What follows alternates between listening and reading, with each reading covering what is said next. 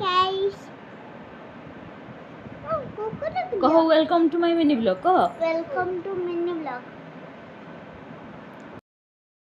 आज मो बाप घरे मो सान भाईर पूजा सकाल जोरसोर प्रिपरेशन चलता घर सारा लोक व्यस्त एठिक आसिले मत तो केबे किछि करबाकू दियंतिनी सेई पई मु मोर खाली बसिकी एमानक सह मस्ती करूथिली।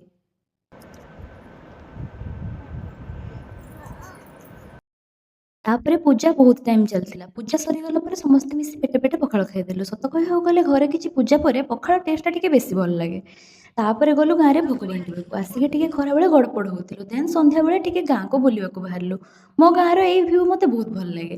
तापरे गाँव जनक घरे मत कोली देते जदि कहीं या ना जानी मत कमेंट निश्चय कहे ये किसी पिला खेलुवर देखी मत मो पिला बेलर स्मृति मन पड़गला सतरे से दिन गुड़ा सब केते भल थिला।